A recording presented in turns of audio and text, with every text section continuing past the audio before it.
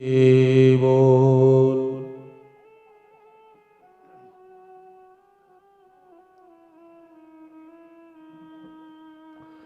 परम करुणामय अकारण करुणा वरुणालय भक्तवत्सल शरणागत वत्सल कलिपावन अवतार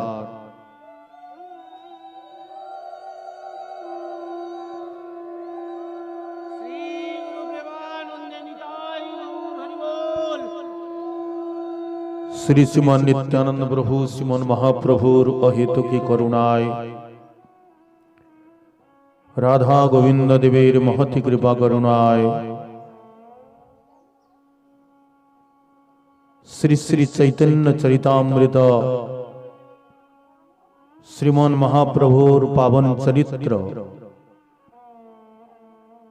गौड़ीय संप्रदाय आचार्य वर्ज्य श्रील कृष्णदास कविराज गोस्वामी विरचित महाप्रभुर पावन चरित्र श्री चैतन्य चरितामृत श्रवणेर अवसर आमादेरके प्राप्त होच्छे ए निश्चित रूपे भगवानेर अहेतुकी करुणा। कृष्ण भक्तिर जन्ममूल है साधु संग, कृष्ण भक्ति जन्माए तेह पुनः मुख्य अंग। ये कृष्ण भक्तिर जन्मेर जे मूल कारण तार भित्ति हलो ये सत्संग।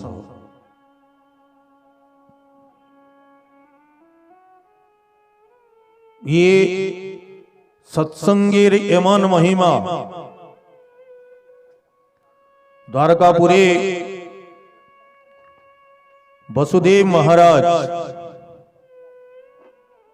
एकटी यज्ञ करछिलेन। सेई यज्ञे अनेक ऋषि मुनि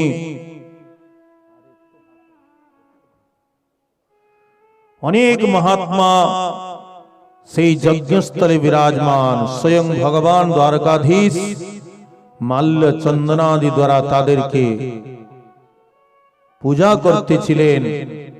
और सेई यज्ञस्थले भगवान समस्त ऋषिदेरके मुनिदेरके निवेदन करছেন कि हे मुनिगण, हे ऋषिगण, न हेमयानि तीर्थानि न देवा मृच्छिलामया ते पुनन्ति उरुकालेन दर्शना देव साधव। ये जत जलमय तीर्थ आছেন से तीर्थ तीर्थ नয়।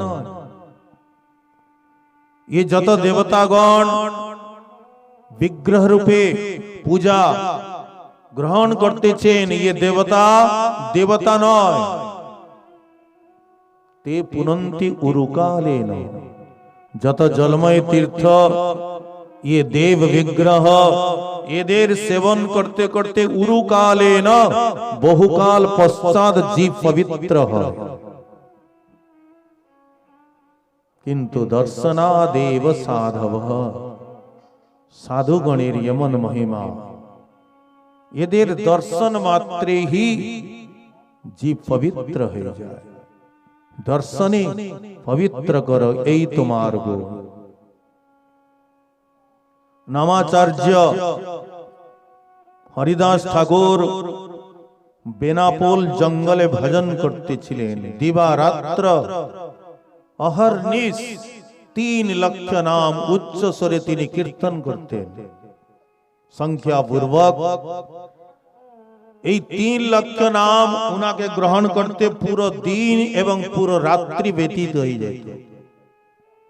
धीरे धीरे ठाकुर हरिदासेर महिमा चारदिके प्रचार हईते लागलो। दिने एक बार सायंकाल एक बुढ़न ग्रामे तो तिनी अवतीर्ण हईছিলেন और बेनापोले भजन करतेছিলেন। पाशे ग्रामे एक ब्राह्मणेर गृहे एक बार तिनी अन्न भिक्षा करतेন और बाकी समय तिनी सेई जंगले कुटीरे नाम जप करतेন। ধীরে ধীরে ঠাকুর হরিদাসের খ্যাতি চারদিকে ব্যাপ্ত হইতে লাগল। হাজার হাজার ভক্তগণ উনাকে দর্শন করতে আসতেন।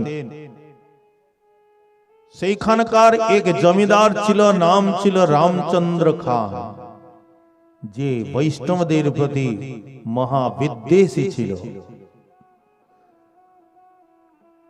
ये रामचंद्र खान बहुत बड़ा जमींदार ছিল। এর নিকটে অনেক লোক কাজ করতেন।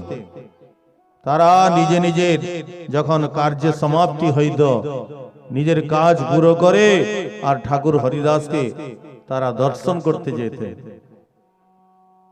রামচন্দ্র খানের এইটা সহন হলো না। আচ্ছা, এক তো ये জওয়ান হয় হিন্দু ধর্মের আচরণ করছে,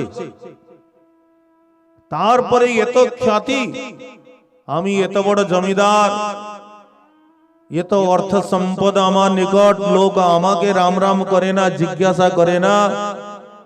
হরিদাসের এত প্রতিপত্তি, হৃদয়টা জ্বলে উঠল। কি করে হরিদাসকে অপমানিত করতে হবে। নানা প্রকার ছিদ্রে অন্বেষণ করছে, কিন্তু কোন ছিদ্র খুঁজে পাচ্ছে না। অন্তিমে কিছু বেশ্যাগণকে ডেকে কুমন্ত্রণা করতে লাগলো কি যে হরিদাসকে ধর্ম থেকে ভ্রষ্ট করিবে, তাকে সে যত অর্থ সুবর্ণ চাইবে তাই দেব। ঠাকুর হরিদাসের নাম শুনে সবাই ভয়ভীত হলেন, কিন্তু এক বেশ্যা তাদের মধ্যে রাজি হলো। লক্ষ্য হীরা নামক বেশ্যা বললেন, আমি 3 দিনের মধ্যে তার মতিকে হরণ করে নেব। রামচন্দ্র খান বলছে, নিয়ে যাও আমার পাইগণ, আর তাকে বন্দী বানিয়ে নিয়ে আসবে। বেশ্যা বলছে, আগে আমি তো যাই।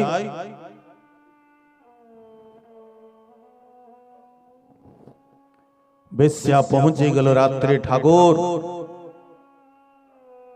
তুমি পরম সুন্দর নবযৌবন, আমার সঙ্গে আলাপ করো। কোন সাধকের সাধনার মধ্যে যখন কেহ বিঘ্ন উপস্থিত করে, ये बिल्कुल स्वाभाविक, সেখানে ক্রোধ উৎপন্ন হবেই হবে।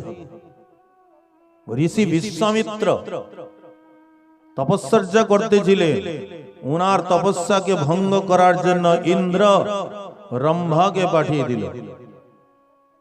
রম্ভা তপস্যা ভঙ্গ করার যে কুচেষ্টা করেছে, বিশ্বামিত্রের অভিশাপে পাষাণ হয়ে গেল। মহাদেব সমাধিস্থ ছিলেন, উনার সমাধিকে ভঙ্গ করার জন্য কামদেবও চেষ্টা করেছিল দেবতাগণের কথায়। মহাদেব যখন নেত্র খুললেন, কামদেব ভস্মীভূত হয়ে গেল। ঠাকুর হরিদাস সব প্রকারে সমর্থবান, কোন সাধারণ সাধক নন। ঠাকুর হরিদাস সব প্রকারে সমর্থবান, তিনি চাইলে কিছুই করতে পারতেন। কিন্তু ঠাকুর হরিদাস বলছেন, দেবী, আমার একটি সংকল্প আছে, আমি নিত্য 3 লক্ষ নাম গ্রহণ করি। যতক্ষণ আমার এই সংখ্যা সংকীর্তন পূর্ণ না হচ্ছে, তুমি এইখানে বসে নাম শ্রবণ করো, আর যখন আমার নাম পূর্ণ হবে, তোমার ইচ্ছাও পূর্ণ হবে। বেশ্যা সেইখানে বসে পড়ল। ঠাকুর হরিদাস এই বলে তিনি নামানন্দে ডুবে গেলেন। ঘন্টার পর ঘন্টা, প্রহরীর পর প্রহর, পুরো রাত্রি ব্যতীত হয়ে গেল। ঠাকুর হরিদাস তিনি জানেন না কখন রাত্রি ব্যতীত হয়ে গেল। প্রাতঃকাল দেখে বেশ্যা ভয়ে পালিয়ে গেল। দ্বিতীয় রাত্রি আবার এসেছে। ঠাকুর হরিদাস তাকে একটু আশ্বস্ত করলেন, দেখো দেবী, চেষ্টা করেছিলাম নাম পূরণ করতে, কিন্তু পূরণ হলো না। আজকে নিশ্চিত রূপে পূরণ হবে। তুমি গত রাত্রে ঘুমাতেও পারলে না, খুব কষ্ট পেয়েছ, সেই জন্য দুঃখ করবে না, এইখানে বসে নাম শ্রবণ করো, আমার নাম পূর্ণ হলে তোমার ইচ্ছাও পূর্ণ হয়ে যাবে। আজকে বেশ্যা মধ্যে কিছু পরিবর্তন হয়েছে। আজকে সে এসে সেখানে তুলসী মঞ্চ ছিল, প্রণাম করেছে, হরিদাস ঠাকুরকেও প্রণাম করেছে, আর বসে নাম শ্রবণ করতে লাগলো। ঠাকুর হরিদাস তো ডুবে গেলেন নামানন্দে, কোথায় আছেন তিনি নিজেই জানেন না। কিন্তু আজকে বেশ্যা নাম শ্রবণ করতে করতে তার মুখেও কখন কখন হরি হরি কৃষ্ণ কৃষ্ণ উচ্চারিত হয়ে যাচ্ছে। আর দেখতে দেখতে আজকে নিশি প্রভাত হয়ে গেল। যেই নিশি প্রভাত হয়েছে, বেশ্যার মনটা বিলকুল উদ্বিগ্নে ভরে গেল, চিন্তায় ডুবে গেল, এ তো আমার কিছুই হচ্ছে না।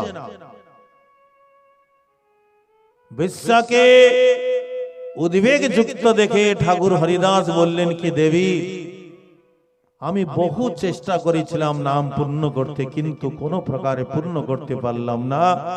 তুমি আমার অপরাধ নেবে না, আগামী যে রাত্রে আসছে এতে নাম পূর্ণ হোক অথবা না হোক, কিন্তু তোমার যে ইচ্ছা সে অবশ্যই পূর্ণ হবে। বেশ্যা একটু আশ্বস্ত হলো। আবার সায়ংকাল এসেছে, তুলসীকে প্রণাম করেছে, ঠাকুর হরিদাসকে প্রণাম করেছে। হরিদাস বললেন, দেবী, আজকে নিশ্চিত রূপে আমার নামও পূর্ণ হবে, তোমার ইচ্ছাও পূর্ণ হবে। ঠাকুর হরিদাস বলে আর নামানন্দে ডুবে গেলেন।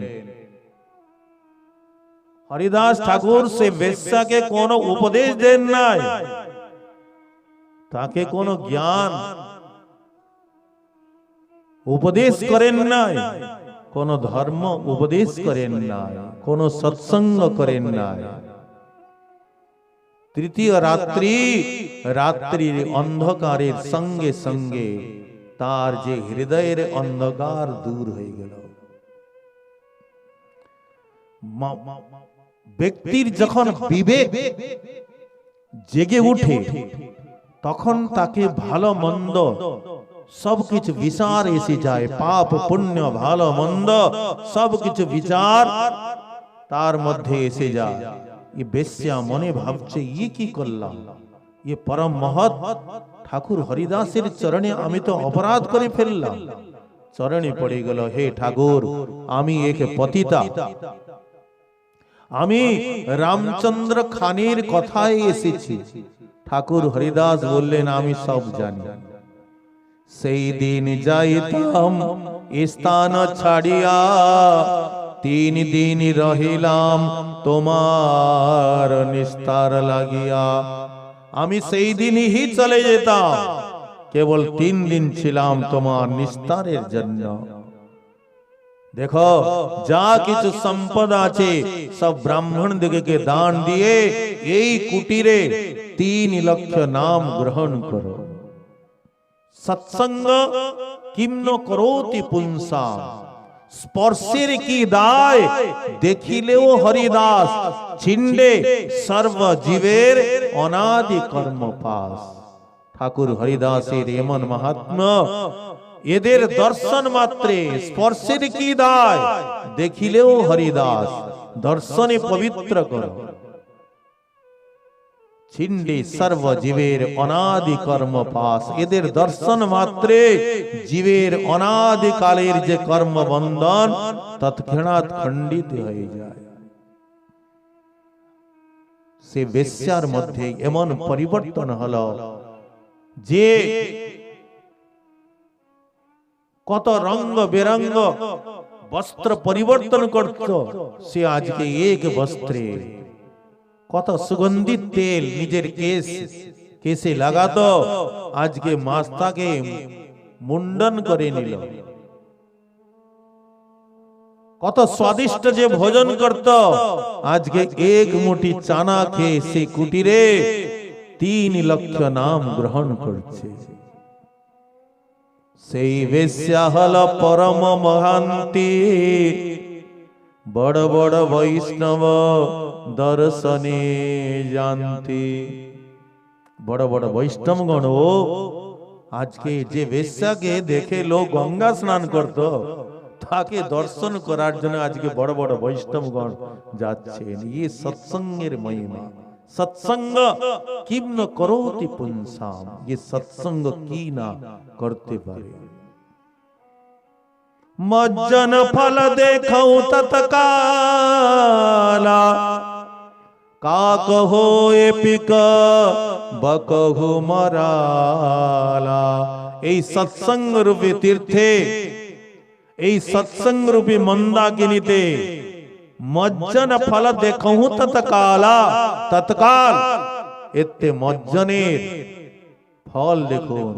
কাক হয়ে পিক বকহু মরালা, যে কাক, কাক যখন কাউ কাউ করে কাউকে ভালো লাগে না, কিন্তু কাক হয়ে পিক, সে কাকও কোয়েল হয়ে যায়। বকহু মরালা, বগুলা হংস হয়ে যায়। এই সৎসঙ্গে যে আসে, যারা অবক্ষ কুবক্ষ সেবন করছেন, তারাও মহাত্মাগণ এমন পারসমণি, তাদেরকে যখন পরশ করেন তারাও পরশমণি তুল্য হয়ে যায়।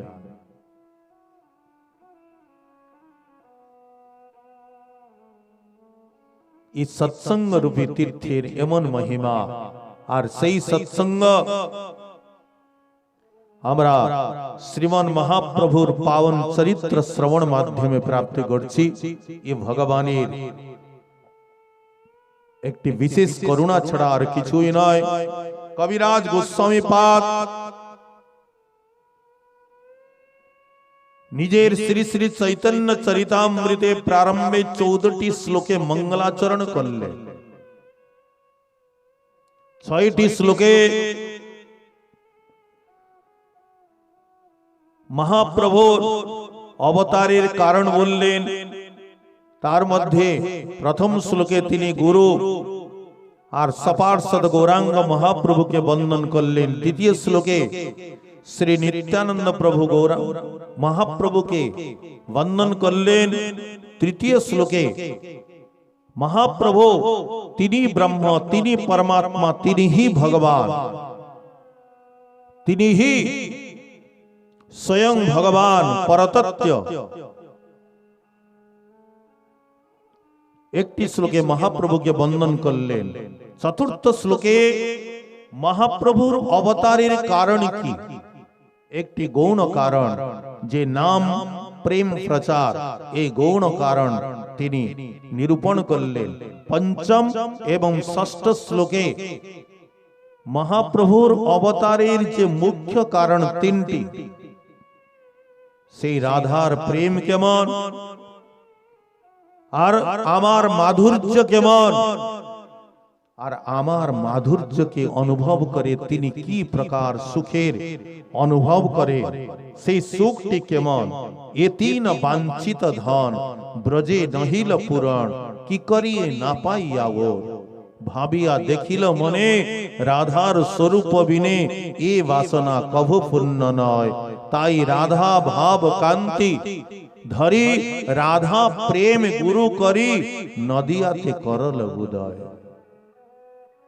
নিজের তিনটি বাঞ্ছাকে পূরণ করার জন্য আর বাহিরে নাম প্রেম প্রচার করার জন্য তিনি রাধা ভাব কান্তিকে অঙ্গীকার করে আর গৌরাঙ্গ রূপে সচিগর্ভ সিন্ধু থেকে তিনি অবতীর্ণ হলেন। 5টি শ্লোকে নিত্যানন্দ মহিমা শ্রী কবিরাজ গোস্বামী পাদ নিরূপণ করলেন। শ্রী বলরাম গোসাই মহাসংকর্ষণ পঞ্চরূপ ধরি করেন কৃষ্ণের সেবা। যদ্যপি ये ভগবান থেকে অভিন্ন, কৃষ্ণের দ্বিতীয় দেহ শ্রী বলরাম, ये ভগবান থেকে বলরাম অন্য কেহ নয়, শ্রী কৃষ্ণ হি কৃষ্ণের বিলাস রূপ শ্রী বলরাম, ভগবান থেকে অভিন্ন তনু, কিন্তু ইনি হলেন সেবক তত্ত্ব, গুরু তত্ত্ব। নিজেকে সেবক অভিমান করেন, আর কৃষ্ণের প্রতি প্রভু ভাব রাখেন।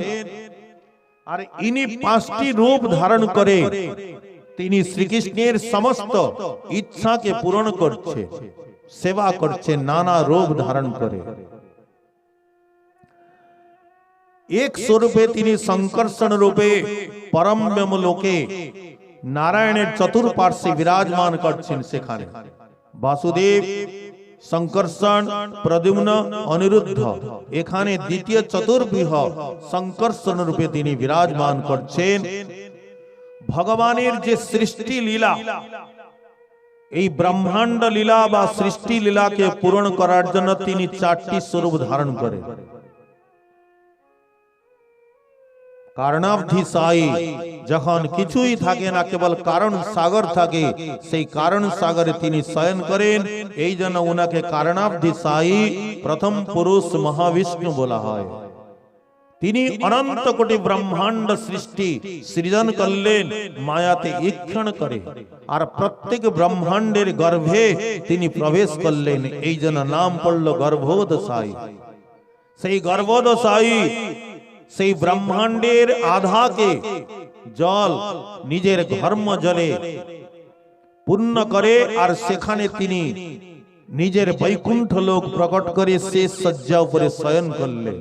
ইনার নাভি কমল থেকে একটি কমল প্রকট হল, যে কমলের উপরে ব্রহ্মা উৎপন্ন হয়, আর সেই কমলের ডাঁটার মধ্যে 14 ভুবন নির্মাণ করে আর সৃষ্টি রচনা করলেন। এই 14 ভুবনের মধ্যে এই যে ধরণী, এই ধরণীতে 7টি দ্বীপ এবং 7টি সমুদ্র বিরাজমান।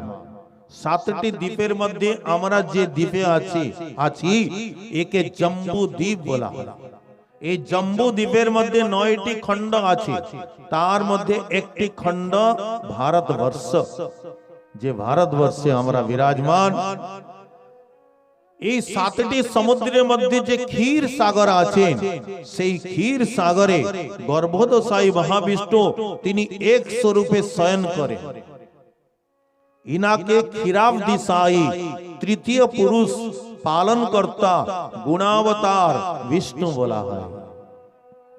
ইনি এই জগতের পালনকর্তা আর সত্য গুণের অবতার বলা হয়। আর ইনিহি প্রত্যেক যুগাবতার, প্রত্যেক যুগে অবতার গ্রহণ করে আর ধর্মের স্থাপনা করেন, অধর্মের বিনাশ করে। আর এই বিষ্ণু ভগবান, সেই বিষ্ণু শেষ রূপে ধরয়ে ধরণী, তিনি এক স্বরূপে এই ধরণীকে ধারণ করে আছেন। গর্গ সংহিতায় বর্ণন আছে কশ্যপ ঋষির 13টি পত্নী, দিতি, অদিতি, আদি। দিতি থেকে দৈত্যগণ প্রকট হলেন, অদিতি থেকে দেবতাগণ প্রকট হলেন, বিন্তা থেকে পক্ষীগণ প্রকট হলেন, কদ্রু থেকে সর্পগণ প্রকট হলেন। সেই সর্পগণের মধ্যে মহা সর্প, কোন সাধারণ সর্প নয়, বাসুকি আদি মহাসর্প, বাসুকি, শেষ, কালিয়া, এইসব মহাতক্ষক আদি মহাসর্প উনার থেকে জন্ম নিলেন।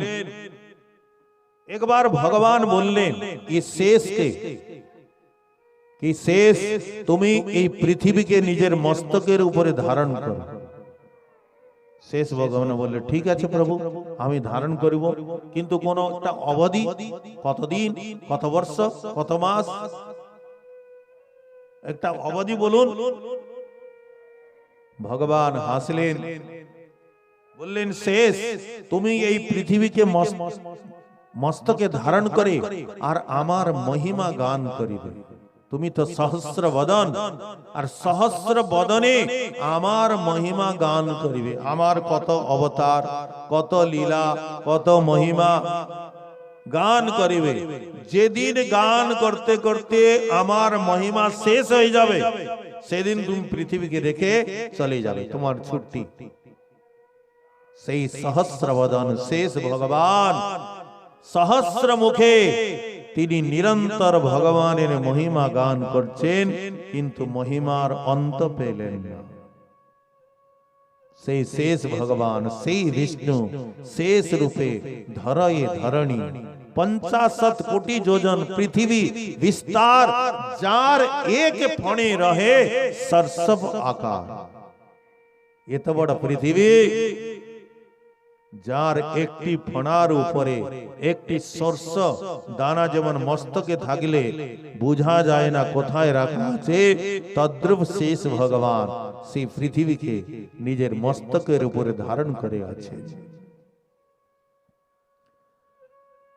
আর আমাদের যে ব্রহ্মাণ্ড, এই সব থেকে ছোট ব্রহ্মাণ্ড, যেমন ব্রহ্মাণ্ড তেমন ব্রহ্মা।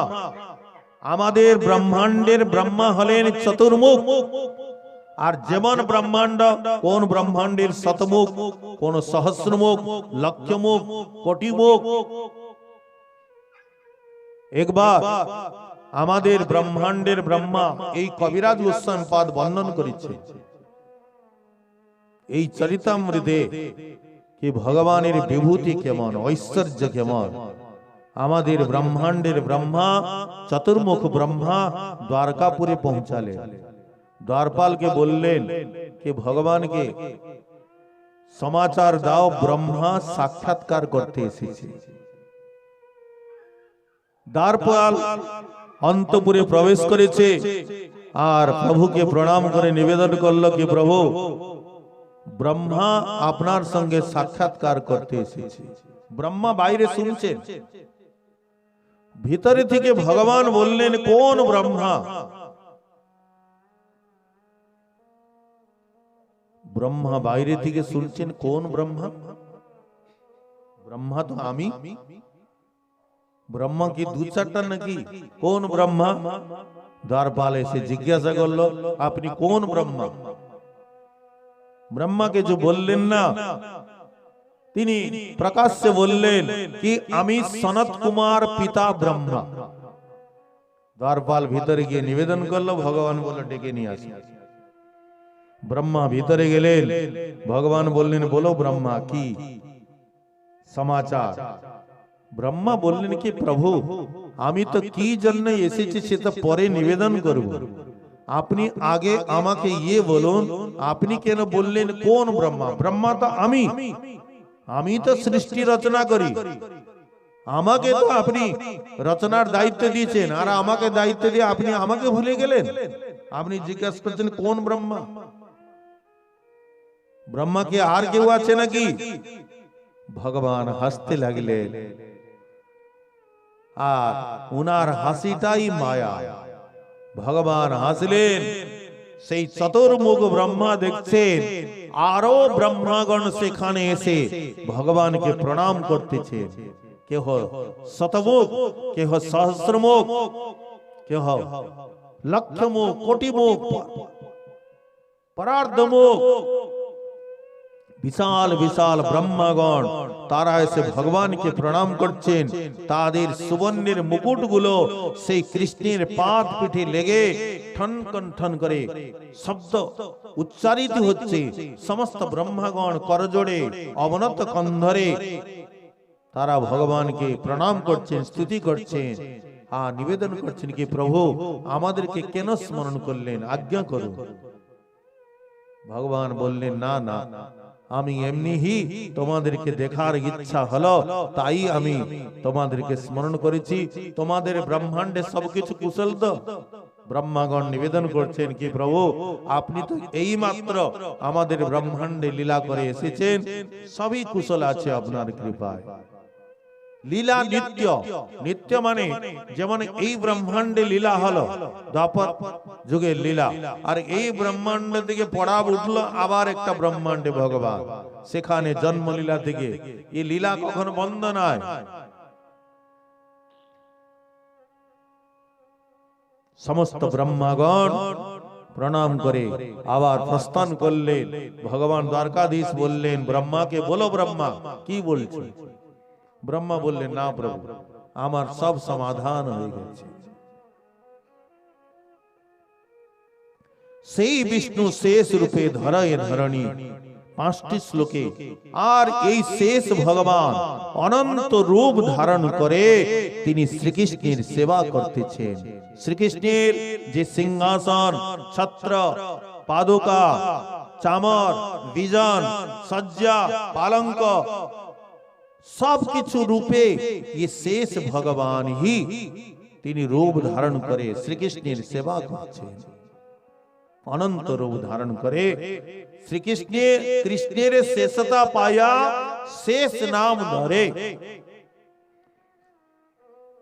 সেই নিত্যানন্দ মহিমা কবিরাজ গোস্বামী পাদ 5টি শ্লোকে বর্ণন করলেন। 2টো শ্লোকে শ্রী অদ্বৈত প্রভুর মহিমা বললেন। অদ্বৈত ভগবান থেকে দ্বৈত নয়, তাই অদ্বৈত নাম করল। আচার্য ভক্তি সংসনাদ, ভক্তির উপদেশ করেন, এই জন্য আচার্য নাম। আর ভগবান থেকে অভিন্ন, এই জন্য অদ্বৈত নাম, অদ্বৈত আচার্য। প্রত্যেক জীবকে ইনি উপদেশ দিচ্ছেন कि कृष्ण दास হও। চৈতন্যের দাস মুই, চৈতন্যের দাস, চৈতন্যের দাস মুই, তার দাসের দাস। এত বলি নাচে গায় করে হুঙ্কার। আর প্রত্যেক জীবকে তিনি এই ভগবানের দাস হওয়ার জন্য আর তিনি উপদেশ প্রদান করছেন। কারণ কৃষ্ণ দাস অভিমানে যে আনন্দ সিন্ধু, ब्रह्मानंद तार आगे नहे एक बिंदु। ये कृष्ण दास, ये तो दास अभिमान। अल्प भाग्ये दास नहीं करे भगवान। ये सामान्य भाग्ये, सामान्य पुण्ये भगवानेर जे आमी दास, এই অভিমানটাই আসে না। আগে হয় মুক্ত, তবে হয় দাস। आगे मुक्त है तारपरे ही ये दास अभिमानटा आसे। कृष्ण दास अभिमानी जे आनंद सिंधु, ब्रह्मानंद तार आगे नहे एक बिंदु। केवल